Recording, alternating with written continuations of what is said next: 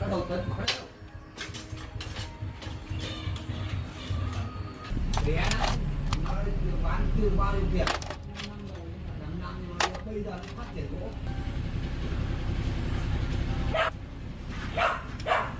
đỗ được cái chết nó phải bán luôn không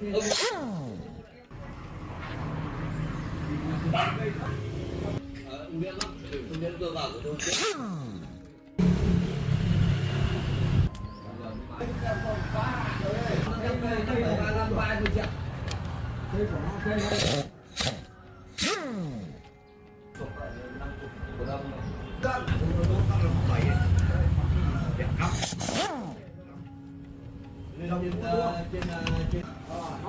nó nở ra nó cưa thôi một cái bãi nó chỉ cưa thôi nó bảo nó đồng với keo nhưng mà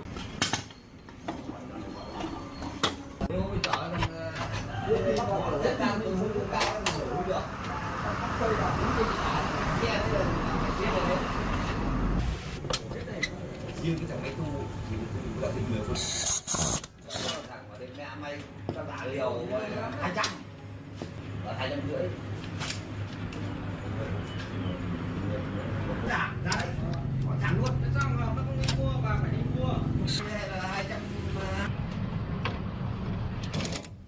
năm chiếc năm 35 còn 65 triệu tiền công chưa tính tiền mua cửa 40 triệu đấy nó xa điều nó ngon thì là chỉ vào mương chạy được tầm này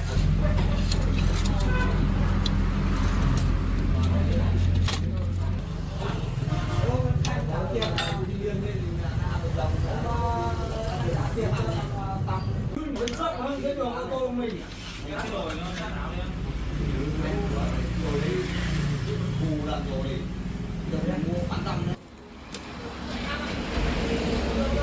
kéo ra được cái lốc của nó bắn này ngày ở nhất chỗ này nó bắn ra và cái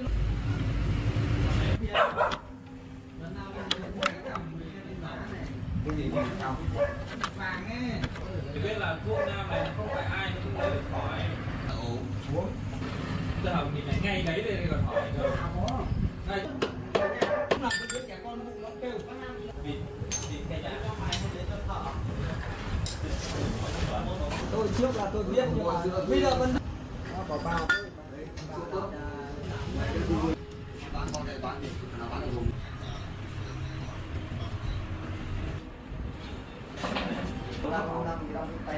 có các cái tuổi cháu bảo cháu phải nằm rồi nó phải cháu ra nằm rồi cháu bảo cháu không làm còn cái đỉnh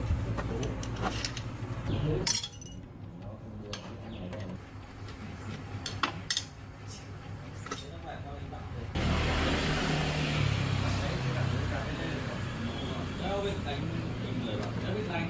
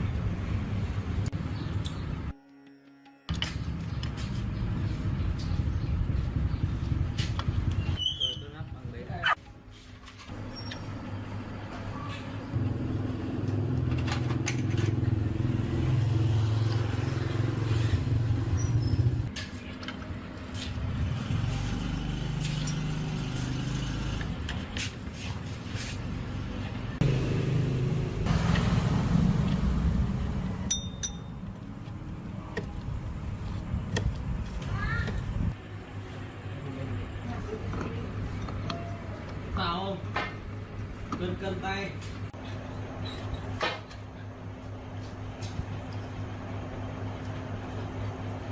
Nghiêm là không đi.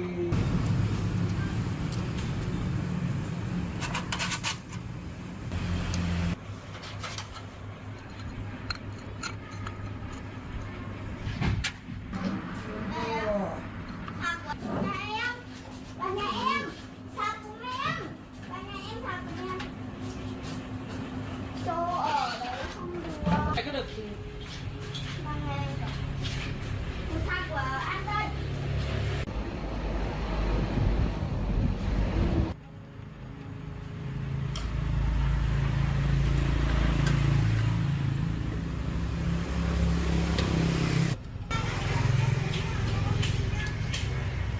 đừng cho là con đi á.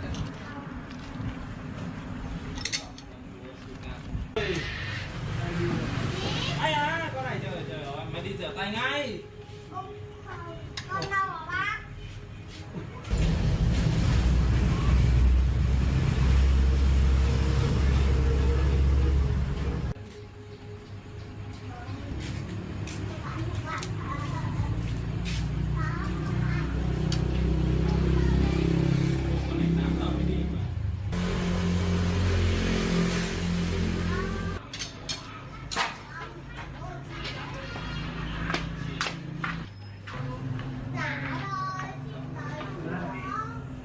Đi ơi.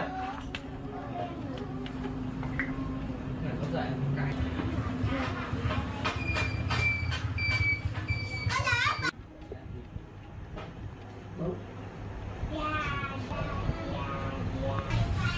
Bữa này đầu tiên này. Đến đi này, mấy con long khách nó đi tu gà.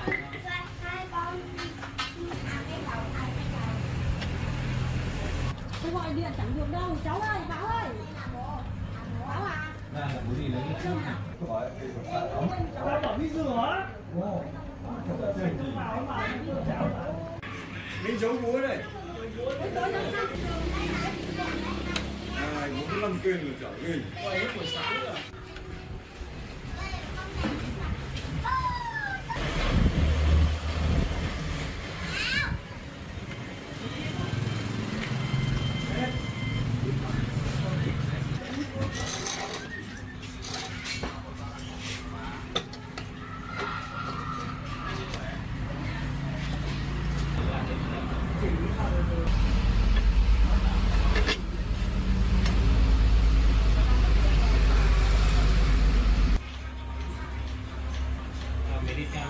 Để đóng cửa vào ngay.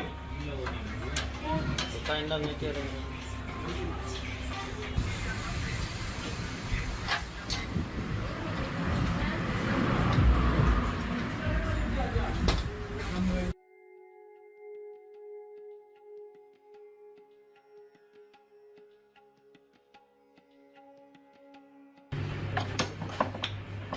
Nó đi học được gì? Đi học cứ mùa không thời gian nó mình bỏ khoảng nữa thôi. Bỏ nó cũng được.